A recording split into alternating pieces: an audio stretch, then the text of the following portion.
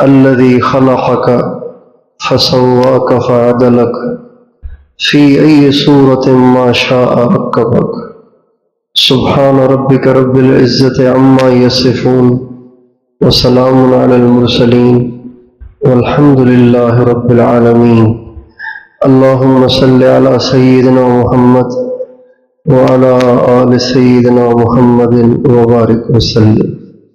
ہر بنانے والے کو اپنی بنائی ہوئی چیز سے تعلق اور لگاؤ ہوتا ہے۔ ایک انسان اپنا گھر بناتا ہے، اسے اس گھر سے محبت ہو جاتی ہے۔ ایک آدمی ایک باغ بناتا ہے، اس کو اس باغ سے محبت ہوتی ہے۔ چھوٹا بچہ مٹی کے ڈھیر پہ بیٹھ کر گھر بناتا ہے، اس کو اس گھر سے محبت ہوتی ہے۔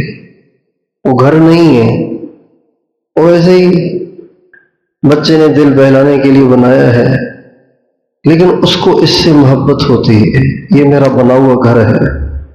اگر کوئی اس نے جو مٹی اکٹھے کر کے، ریت اکٹھی کر کے اس کو ایک چھوٹے سے ٹیلے اور چھوٹے سے گھر کی شکل دی ہے، اگر کوئی اس کو ہاتھ مار کے توڑ دے تو وہ بہت روتا ہے، میرا گھر توڑ دیا۔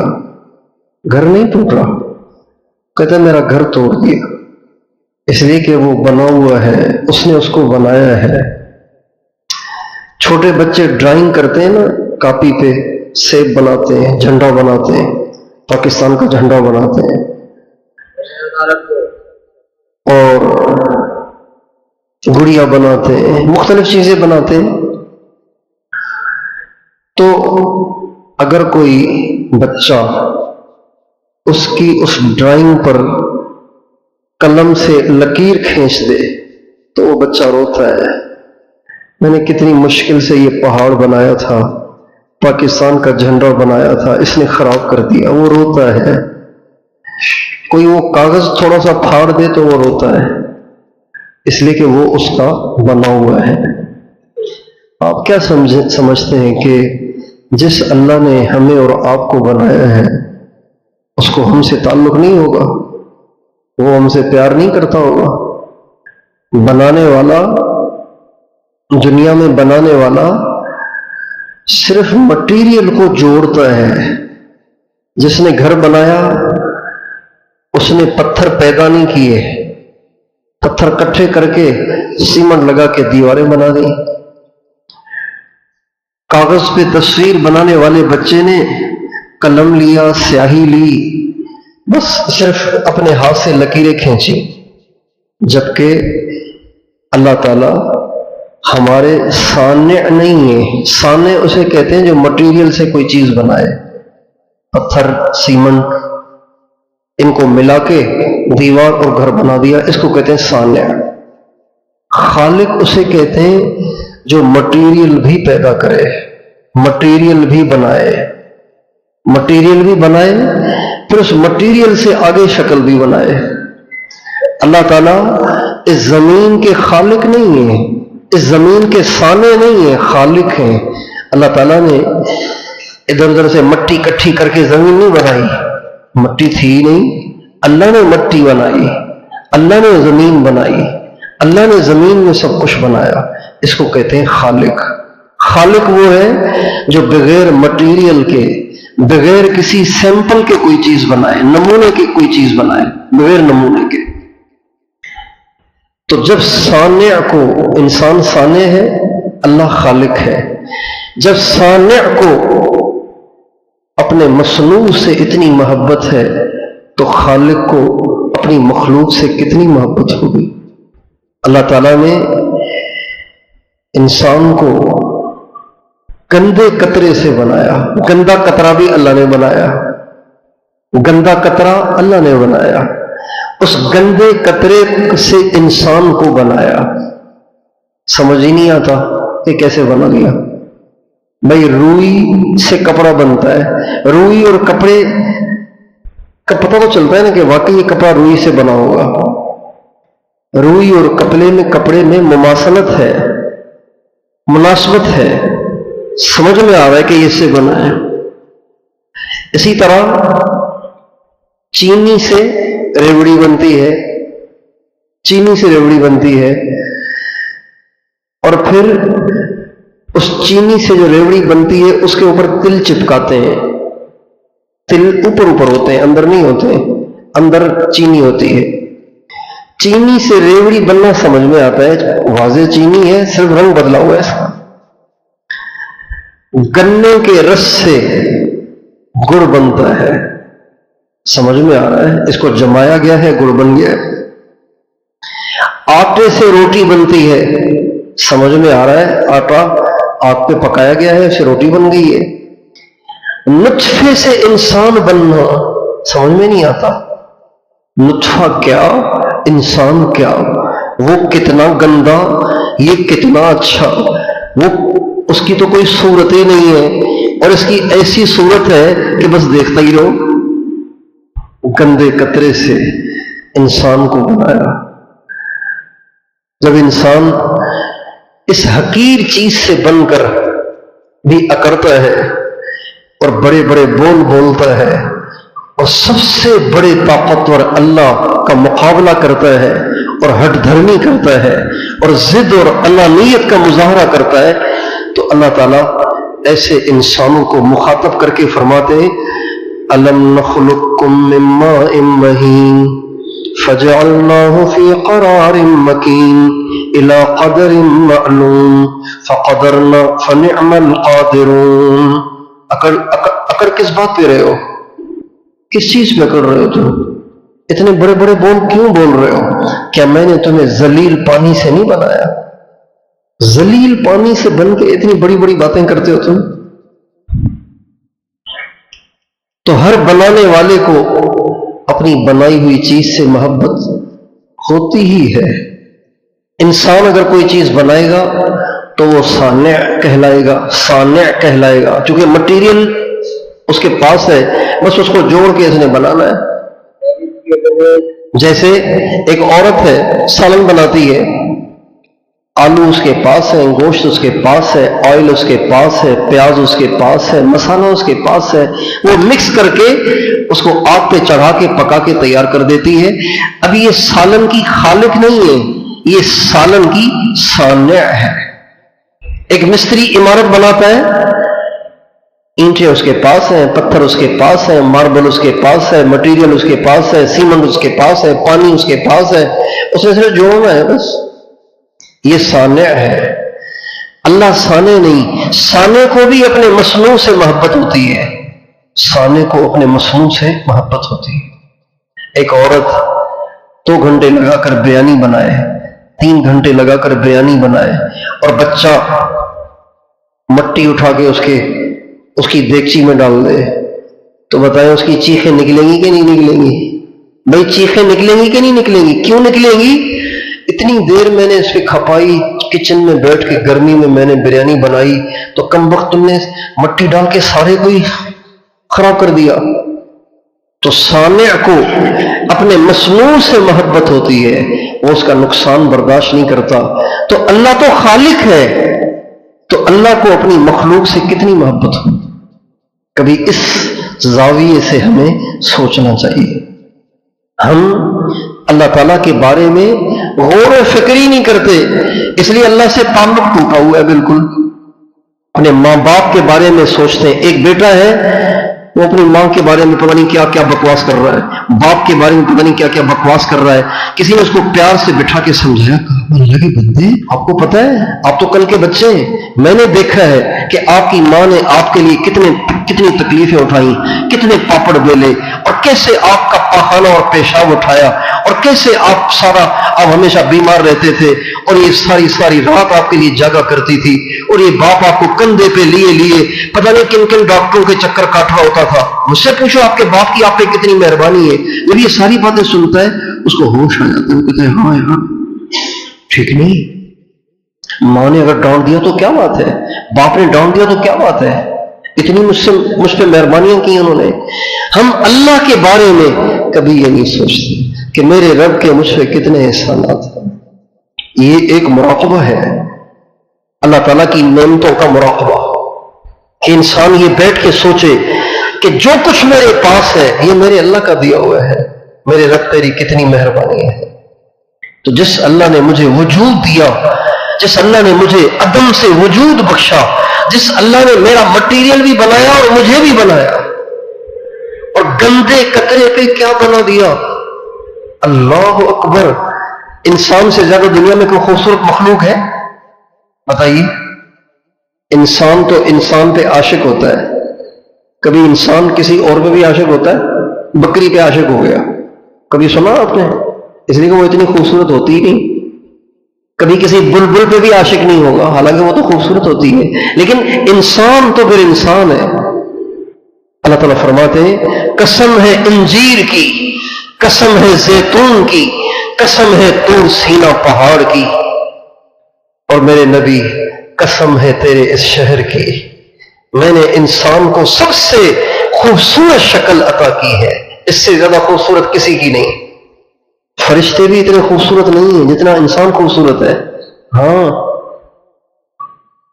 ایک بادشاہ کا واقعہ لکھا ہے کہ ایک بادشاہ اپنی گیلری میں بالکونی میں کھڑے ہو کے آسمان کا نظارہ کر رہا تھا۔ اس کی بیوی نے کہا کیا دیکھ رہے ہو تم؟ میرے ہوتے ہوئے کیا دیکھ رہے ہو تم؟ کہا 14ویں کا چاند دیکھ رہا ہوں۔ 14ویں کے چاند میں کیا حسن ہوگا جو اللہ نے مجھے بخشا ہے۔ تو جو بڑے لوگ ہوتے ہیں نا، ان کی بات کو کوئی کاٹے تو ان کی انانیت جوش میں آ جاتی ہے۔ متکبر لوگوں کی یہ ایک علامت ہوتی ہے کہ جب ان کی بات کو کوئی کاٹے نا تو وہ سمجھتے ہیں جیسے خدا کی بات کاٹی گئی، تو ان کی انانیت کی رگ پھڑکنے لگ جاتی ہے اور پھر وہ الٹی سیدھی باتیں کرنا شروع کر دیتے ہیں۔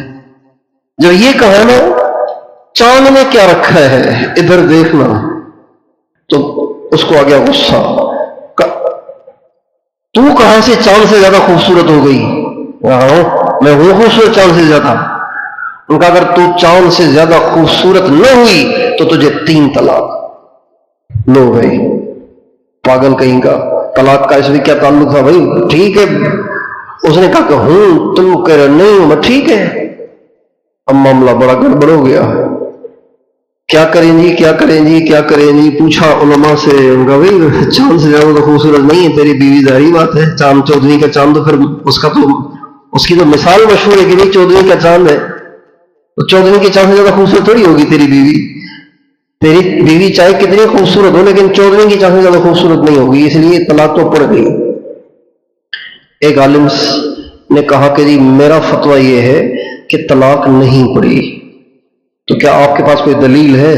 کہاں دلیل ہے؟ کیا کہ اللہ تعالیٰ فرماتے ہیں وَالتِّينِ وَالزَّيْتُونِ وَطُورِ سِينِينَ وَهَذَا الْبَلَدِ الْأَمِينِ لَقَدْ خَلَقْنَا الْإِنسَانَ فِي أَحْسَنِ تَقْوِيمٍ۔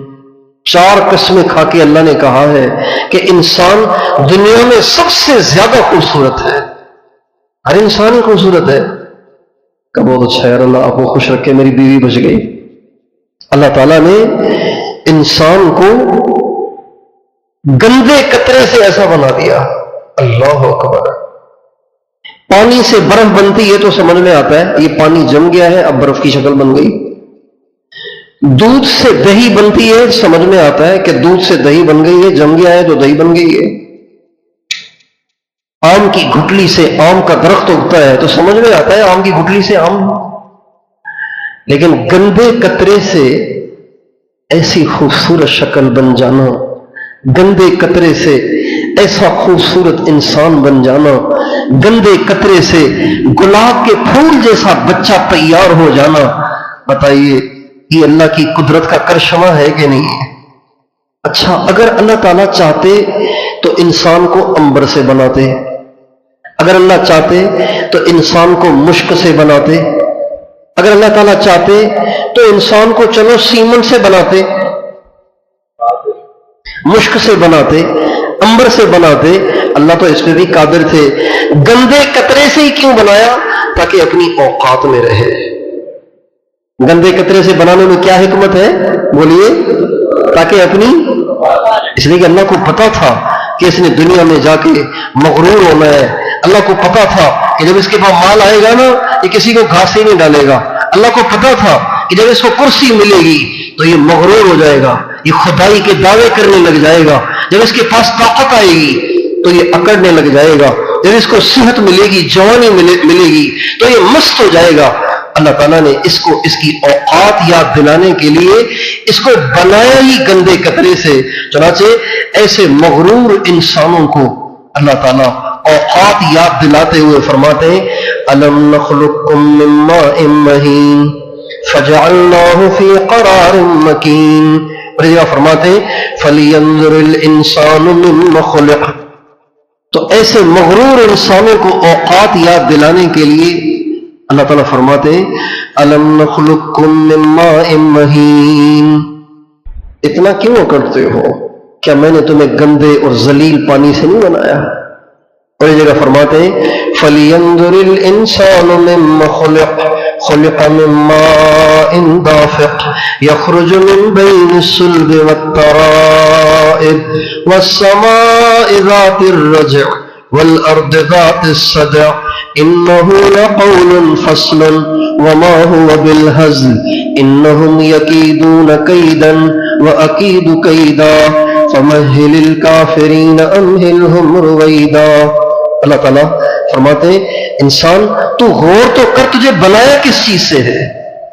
یہ آیتیں مکے میں اتری تھیں اور یہ اس وقت اتری تھیں جب نبی کریم صلی اللہ علیہ وسلم پر یہ آیت اتری علیہا 19. جہنم کے اوپر اللہ تعالیٰ نے 19 فرشتے مقرر کیے ہیں. علیہا 19, جہنم پہ 19 فرشتے مقرر ہیں.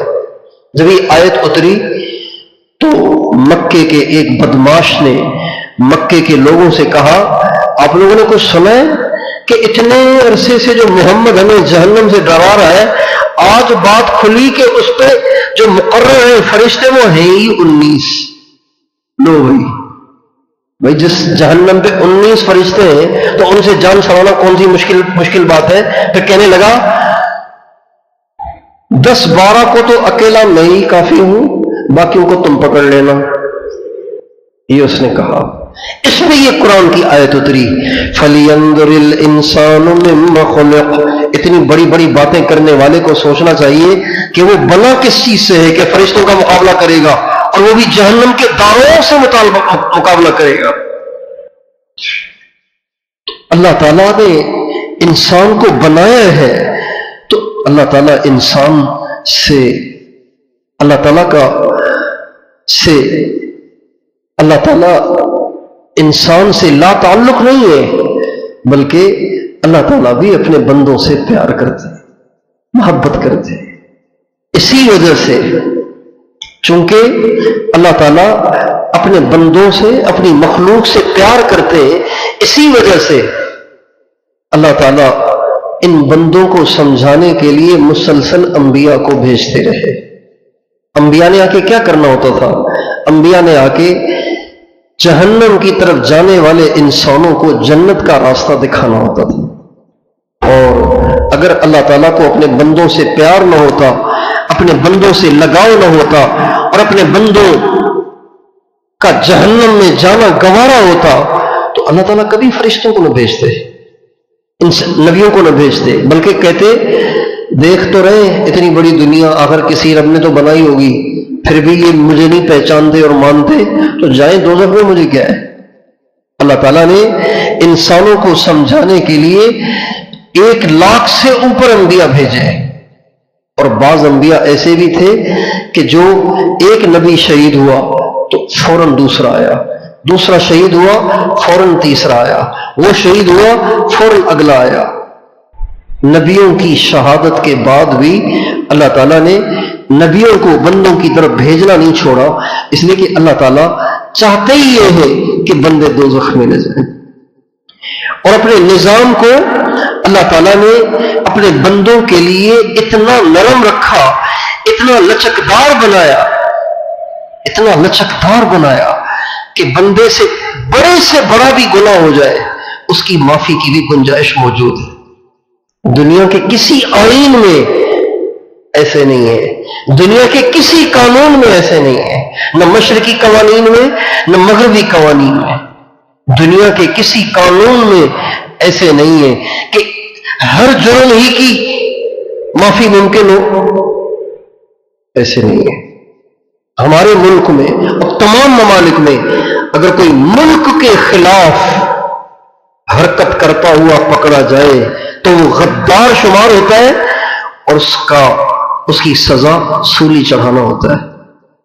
غدار کی بخشش نہیں ہے، ہمارے ملک میں بھی نہیں ہے، کہیں بھی نہیں ہے، غدار کی بخشش نہیں ہے، لیکن اللہ کے کرم پہ قربان جائے، اس نے اپنے نظام کو، اپنے قانون کو، اپنے آئین کو ایسا لچکدار بنایا کہ بڑے سے بڑے جرم کی معافی کی گنجائش موجود ہے، خدائی کا دعویٰ کرنے والے کی بھی معافی کی گنجائش موجود ہے۔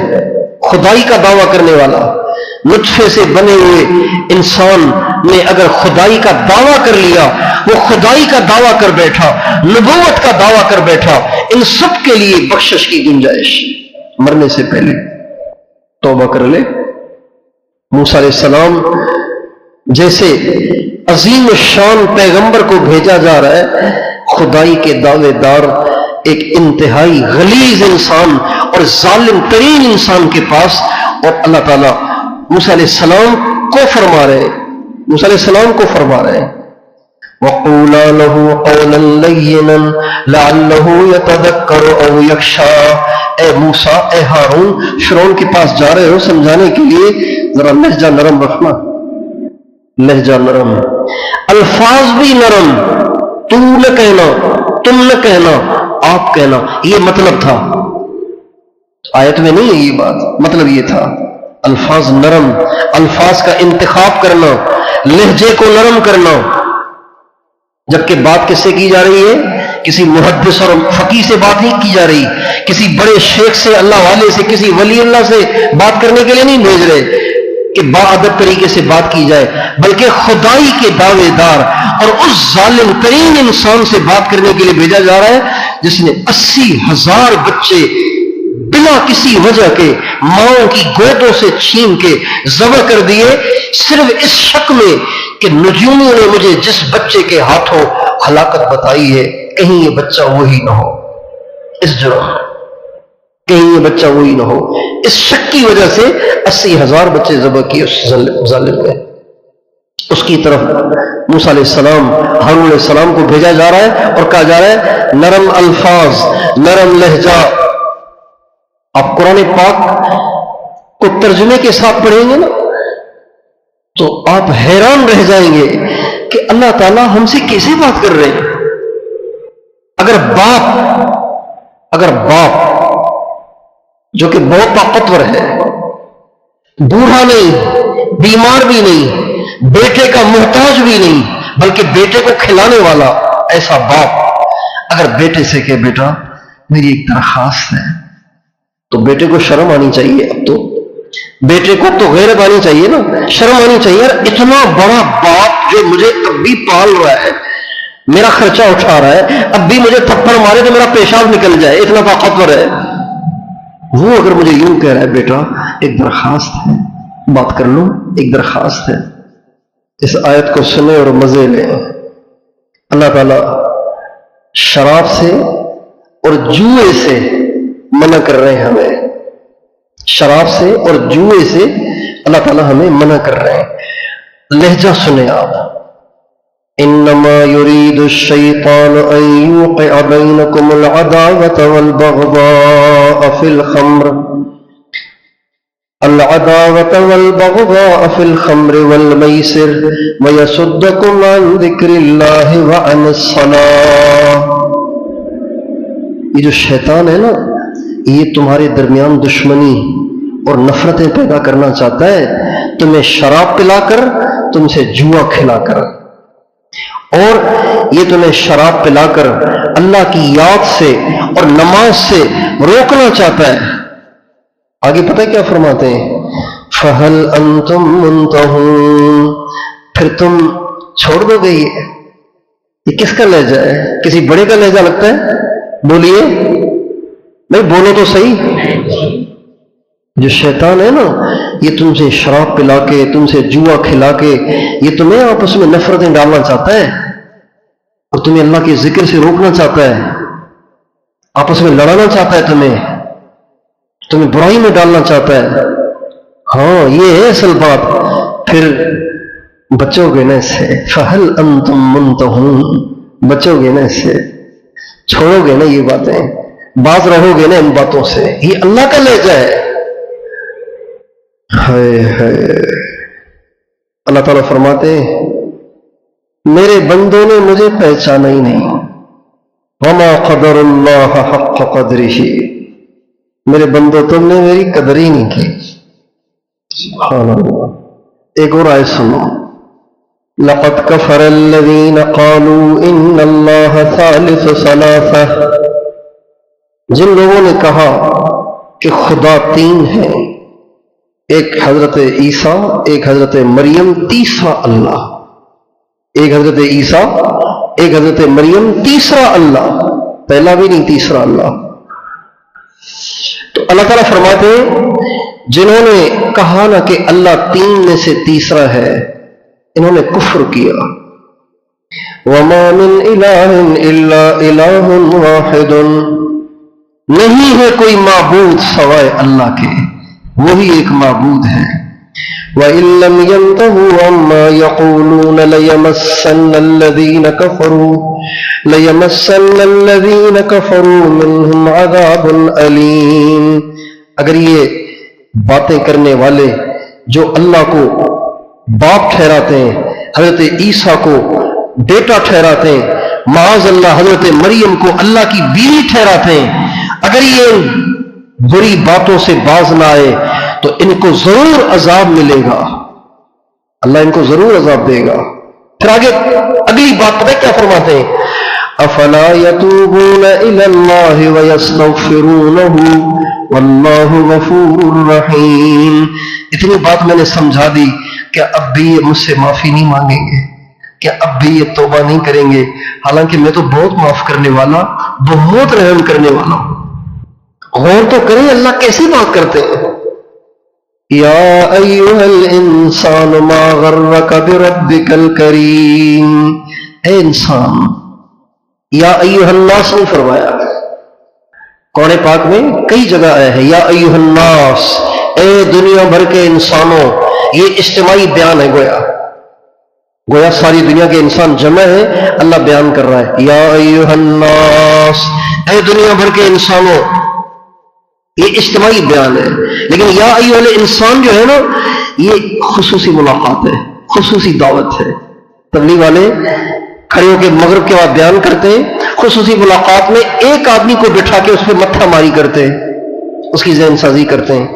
اس آیت میں اللہ تعالیٰ ایک انسان کو الگ لے کے بیٹھے ہیں اور اسے کہتے ہیں یا ایھا الانسان ما غرک بربک الکریم الذی خلقک فسواک فعدلک. میرے بندے تجھے مجھ سے کس نے دور کر دیا ہے؟ میں نے کیا بگاڑا ہے تمہارا؟ تم کیوں ایسے ہو گئے ہو میرے ساتھ؟ کیوں کرتے ہو ایسے میرے ساتھ؟ اتنی میری نعمتیں تم پر، پھر بھی میری نافرمانی کرتے ہو. ایسے تو نہ کرو. الانسان کہہ کر اللہ تعالیٰ نے دنیا کے تمام انسانوں سے الگ الگ خصوصی ملاقات کی ہے، الگ الگ خصوصی خطاب کیا ہے اور انہیں جھنجھوڑا ہے.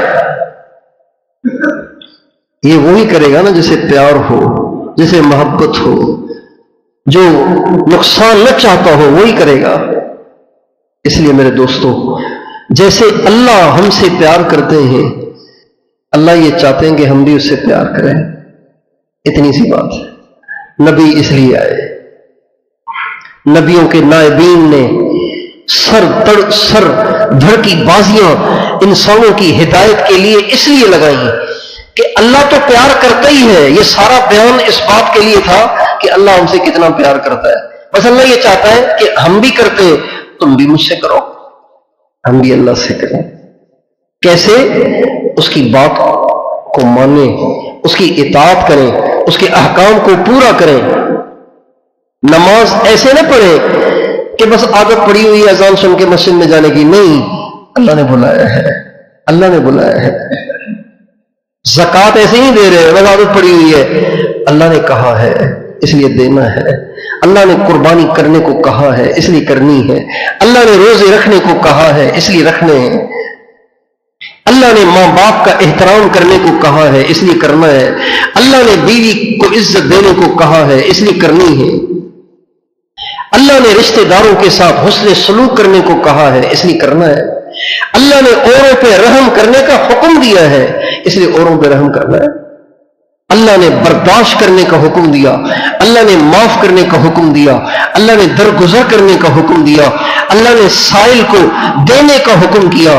اللہ نے یتیم سے پیار کرنے کا حکم دیا. یتیم کو ڈانٹنے سے منع کیا. اس لیے میں نے ایسے ہی کرنا ہے. یہ اللہ سے محبت کا مظاہرہ ہے. اور جن باتوں سے اللہ نے روکا ہے ان سے بچنا ہے. کیوں بھائی؟ اللہ نے منع کیا ہے. بھائی آپ یہ کیوں نہیں پیتے؟ یہ تو نیکسٹ کولا ہے، یہ تو پاکستانی ہے. اسرائیلی مصنوع آپ نہیں پیتے. اب یہ تو پاکستانی ہے، پاکولا بھی پاکستانی، نیکسٹ کولا بھی پاکستان. آپ کیوں نہیں پیتے؟ کہ جی میرے پیر صاحب نے روکا ہے.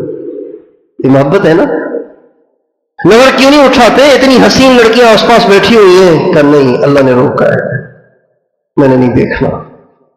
بھائی آؤ آپ بھی ہمارے ساتھ آ کے شریک ہو جاؤ نا. دیکھو کتنی اچھی اچھی باتیں چل رہی ہیں، کتنا مزہ آ رہا ہے. غیبتیں ہو رہی ہیں، کتنا مزہ آ رہا ہے. کہ نہیں، غیبت سے اللہ نے منع کیا ہے، میں نہیں بیٹھ سکتا. یہ ساری عورتیں ناچ رہی ہیں کسی شادی میں، ایک عورت بیچاری کونا پکڑ کے بیٹھی ہوئی ہے کہ بھائی کے بیٹے کی شادی ہے، اب جا بھی نہیں سکتی، آ بھی نہیں سکتی. جاؤں تو کہاں جاؤں؟ تو کسی نے ہاتھ پکڑ کے کہا تو آپ بھی تو آ جائیں تھوڑا سا، آپ بھی تھوڑا سا ہاتھ پاؤں مار لے. کیا بات ہے اس میں؟ کون سے یہاں غیر مرد کھڑے ہوئے ہیں؟ کہ نہیں، اللہ نے روکا ہے، میں نہیں ناچ سکتی، میں ڈانس نہیں کر سکتی. گانے چل رہے ہیں، اس بیچارے نے کانوں میں انگلیاں دی ہوئی ہیں. بھائی کیا بات ہے، کانوں میں انگلیاں دی ہوئی ہیں، تھوڑا سا آپ بھی سن لو. کیا بات ہے، خوشی کا موقع ہے. کہ نہیں، میں نہیں سن سکتی، اللہ نے منع کیا ہے. یہ اللہ سے محبت کا مظاہرہ ہے. کیا تم نے سارا منہ لپیٹا ہوا ہے؟ گرمی نہیں لگتی؟ 50 ڈگری پہ گرمی چل رہی ہے، تم نے سارے چہرے کو لپیٹا ہوا ہے، آنکھوں کو بھی چھپایا ہوا ہے، چہرے کو بھی چھپایا ہوا ہے، ہاتھوں پہ بھی تم نے دستانے چڑھائے ہوئے ہیں، پاؤں پہ بھی تم نے جرابے پہنے ہوئے. کو سردی کو برفباری ہو رہی ہے کیا؟ پاؤں کھولو، کوئی ہاتھ کھولو، کوئی کم از کم چہرہ کھولو. نہیں، میں نہیں کھول سکتی، اللہ نے منع کیا ہے. اور میں اس سے ناراض، میں ساری دنیا کو ناراض کر سکتی ہوں، میں اس سے ناراض نہیں کر سکتی. یہ محبت کا مظاہرہ ہے. یا ابن آدم، اے آدم کے بیٹے، اے آدم کی بیٹی، انی لک محب، میں تو تم سے پیار کرتا ہی ہوں. فبحقی علیک کلی محبا، تجھے میرے حق کی قسم تو بھی تو مجھ سے محبت کر. تو بھائی اللہ تعالیٰ سے محبت کریں گے نا، اس کی محبت میں اس کے احکام پورے کریں، اس کی محبت میں اس کے منع کردہ کاموں کو چھوڑ دیں، محبت میں چھوڑ دے. کتنے لوگ ہیں جو محبت میں نوکریاں چھوڑ دیتے ہیں. مجھے ایک نوجوان ملے، کہنے لگے کہ میری امی بیمار رہتی ہیں، میری اچھی خاصی نوکری تھی، اچھی خاصی تنخواہ ملتی تھی، اب گھر میں کمانے والا ہی میں تھا، لیکن امی بہت زیادہ بیمار رہتی ہیں، میں نے امی کی خدمت اور امی کی محبت میں نوکری چھوڑ دی. میں نے کہا آپ نے امی کی محبت میں اگر چھوڑی ہے نا، اللہ آپ کو بھوکھا نہیں رکھے گا، اللہ آپ کو دے گا، ضرور دے گا. اور امی کی دعائیں اگر آپ کے ساتھ ہیں تو آپ کو پھر ضرورت ہی کیا ہے؟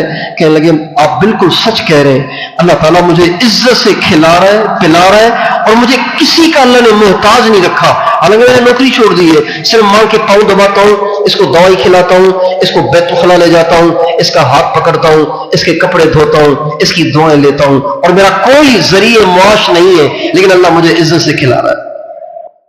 یہ محبت میں ہے، اللہ کی محبت میں، اللہ کی ماننا، اللہ کی محبت میں اللہ کے ناپسندیدہ کاموں کو چھوڑنا، یہ اللہ ہم سے چاہتے ہیں. اور جب ہم یہ کر دیں گے تو ایک تو اللہ تعالیٰ دنیا میں سکون دیں گے، برکت دیں گے، راحت دیں گے، اور مرتے ہی سارے دکھ ختم، ساری پریشانیاں ختم. یا اہل الجنت خلود لا موت، اے جنت والو اب یہاں ہمیشہ رہو گے، یہاں کبھی تمہیں موت نہیں آئے گی. ان لکم ان تشبوا فلا تحرموا ابدا، ہمیشہ جوان رہو گے، کبھی بڑھاپا نہیں آئے گا۔ وَإِنَّ لَكُمْ أَن تَنْعَمُوا فَلَا تَبْأَسُوا أَبَدًا، ہمیشہ خوش رہو گے، کبھی تم پہ غم نہیں آئے گا۔ وَإِنَّ لَكُمْ أَن تَحْيُوا فَلَا تَمُوتُوا أَبَدًا، ہمیشہ یہاں زندہ رہو گے، کبھی موت کا پیالہ پینا نہیں پڑے گا۔ موت بھی تکلیف ہے۔ وَلَكُمْ فِيهَا مَا تَشْتَهِي أَنفُسُكُمْ وَلَكُمْ فِيهَا مَا تَدَّعُونَ، اللہ تعالیٰ فرماتے ہیں یہاں میری مان کے آ جاؤ، وہاں تمہاری سب چاہتیں میں پوری نہ کروں تو کہنا۔ ایک جنتی بیٹھا ہوا ہوگا جنت میں، نہ اسے سر اٹھانا پڑے گا، نہ اسے اٹھ کے جانا پڑے گا، نہ اسے بیل بجانی پڑے گی۔ یہاں تو بڑے سے بڑا آدمی کم از کم اتنا تو کرے گا نا کہ بیل بجائے گا، اتنا تو کرے گا نا، بھی بیل تو بجائے گا نا کم از کم۔ صرف دل کے اندر خیال آنے پہ تو اس کا کام نہیں ہوگا، بیل تو بجائے گا نا۔ آخر نوکر کو بلائے گا، پھر اس کو کچھ کہے گا، کہنے کی تکلیف اٹھائے گا، زحمت اٹھائے گا۔ جنت میں ایسے نہیں ہوگا، جنت میں بیٹھا ہوگا، نظر بھی اٹھانے کی ضرورت نہیں، نگاہ سے اشارہ کرنے کی بھی ضرورت نہیں، انگلی سے اشارہ کرنے کی بھی ضرورت نہیں، صرف دل میں خیال آئے گا، اللہ اسی وقت حاضر کر دے گا۔ خیال آئے گا، خیال آئے گا، حضور کو دیکھو، پردے ہٹ جائیں گے، اللہ حضور کا دیدار کرائے گا۔ خیال آئے گا، فلاں جنت جا کے گھوم کے آؤں، خیال آئے گا۔ اسی وقت ایک گھوڑا آئے گا جو اڑے گا، اڑتا ہوا گھوڑا آئے گا اور اس کو لے گا، جہاں چاہے گا اس کو اڑا کے لے جائے گا۔ اب یہ اتنے سارے مزے، یہاں کچھ تو کرنا پڑے گا نا اس کے لیے، یہاں بھی مزے کریں وہاں بھی مزے کریں، ایسے تو نہیں ہوگا۔ تو آپ اور میں اس کی نیت کریں کہ انشاءاللہ اب ہم اپنے اللہ کی مانا کریں گے، ٹھیک ہے نا انشاءاللہ، اور اس کی محبت میں مانیں گے۔ اللہ کی محبت میں اللہ کی ماننی ہے۔ ہائے ہائے سبحان اللہ۔ ایک دفعہ گھر میں آئے پکوان، پکوان سمجھتے ہیں؟ سندھی میں کہتے ہیں دال پکان، اردو میں کہتے ہیں پکوان، سندھی میں کہتے ہیں دال پکان۔ سنا ہے کہ نہیں سنا؟ بھائی ترجمہ کر لیا، آپ تو سمجھ گئے ہوں گے۔ پکوان آئے دال کے ساتھ، چٹپٹے، چٹنی اوپر، دال بھی، واہ واہ۔ تو میری اہلیہ کو پسند نہیں، گھر میں آئے تو بیوی نے ایک اس کو دیا، ایک اس کو دیا، ایک اس کو دیا، ایک اس کو دیا۔ میں کمرے میں تھا، مجھے لا کے دیا اندر، تو باہر نکلا، سارے کھا رہے ہیں، بیٹھی ہوئی ہے کرسی پہ۔ آپ نے اپنے لیے رکھا؟ کہ نہیں، بچے کھا لیں، کوئی بات ہو۔ بڑی حیرت ہوئی مجھے، یہ ماں کیا چیز ہوتی ہے؟ پسندیدہ چیز آئی ہے، آدھا آپ رکھ لو۔ اپنی پسند کو چھوڑنا اللہ کی محبت میں۔ لڑکیوں کو دیکھنے میں کس جوان کو مزہ نہیں آتا؟ سب کو مزہ آتا ہے، لیکن نہیں دیکھنا۔ یا اللہ تجھے ناپسند ہے اس لیے نہیں دیکھو گا۔ فل ساؤنڈ کر کے ڈسکو میوزک سننے میں کس کو مزہ نہیں آتا؟ جبکہ آواز بھی کسی انڈین گلوکارہ کی ہو، ہر نوجوان کو مزہ آئے گا۔ لیکن یا اللہ میں نے نہیں سننا، اس لیے کہ تجھے ناپسند ہے، تو تیری ناپسند میری ناپسند ہے، تیری پسند میری پسند ہے۔ یہ اللہ ہم سے چاہتے ہیں۔ تو اللہ کی محبت کا مظاہرہ کرنا چاہیے۔ یہ جو قربانی کریں گے نا، ہم قربانی کریں گے، یہ قربانی بھی کوئی فارملٹی نہیں ہے، کوئی رسم نہیں ہے، کوئی ہندو اور عیسائیوں کی طرح ہمارا کوئی رسمی تہوار نہیں ہے، بلکہ یہ محبت کا مظاہرہ ہے۔ یا اللہ جیب سے خرید کے لایا ہوں، منڈی سے، بڑی گرمی تھی، ڈھونڈ ڈھانڈ کے بڑی مشکل سے لایا ہوں، کئی دن اس کو باندھا ہے، پھر اس کو گھاس بھی کھلائی ہے، پانی بھی پلایا ہے، پیار بھی کیا ہے، اب اس سے قلبی تعلق بھی ہو گیا ہے، لیکن تجھے تیرا حکم ہے کہ اسے ذبح کرو، میں تجھے خوش کرنے کے لیے اس کے گلے پہ چھری چلاؤں گا اور تجھے دکھاؤں گا کہ تو مجھے کتنا پیارا ہے۔ یہ مقصد ہے، اور رسم نہیں ہے، یہ کوئی محبت کا مظاہرہ، اللہ سے محبت کا مظاہرہ۔ یہ جو عید کے موقع پہ ہم خرچیاں دیتے ہیں، تو یہ گھر کا خرچہ ہوتا ہے کیا؟ بولیے، عید کے موقع پہ جو خرچی دیتے ہیں یہ کوئی ماہانہ خرچہ ہوتا ہے کیا؟ کیا ہوتا ہے؟ محبت کا مظاہرہ ہوتا ہے. مہنگائی بڑھ گئی ہے تو اب لوگوں نے 10-10 کی دستیاں لی ہوئی ہیں. جو ذرا کچھ اچھے انہوں نے 20-20 کی دستیاں لی ہوئی ہیں. جو ذرا اور اچھے انہوں نے 50-50 کی دستیاں لی ہوئی ہیں. 100 کی دستیاں تو لیتے ہوئے آج کل مالدار کو بھی بخار آ جاتا ہے. اب عید کے موقع پہ 50-50 روپے دیتے ہیں 10 سال کے بچے کو بھی. کوئی چلو ہے تو وہ 100 کا نوٹ دیتا ہے. اب اس 100 سے آج کل ہوتا کیا ہے؟ 100 سے ہونا مقصود تھوڑا ہی ہے، بلکہ یہ محبت کا مظاہرہ ہے. 14 اگست میں چھوٹے چھوٹے بچے جھنڈیاں لے کے لہرا رہے ہوتے ہیں. تو اس سے کیا؟ جب لہرائیں گے تو انڈیا مر جائے گا کیا؟ یا امریکہ تباہ ہو جائے گا؟ کیا ہو جائے گا اس سے؟ یہ محبت کا مظاہرہ ہے. مجھے اپنے ملک سے محبت ہے، مجھے اپنے وطن سے محبت ہے. اللہ تعالیٰ سے محبت کا مظاہرہ کرنا، اس کی ناپسند کاموں کو چھوڑ کے اس کے پسندیدہ کاموں کو کر کے کریں گے. انشاءاللہ کریں گے نا. اللہ تعالیٰ مجھے بھی توفیق دے، آپ کو بھی توفیق دے.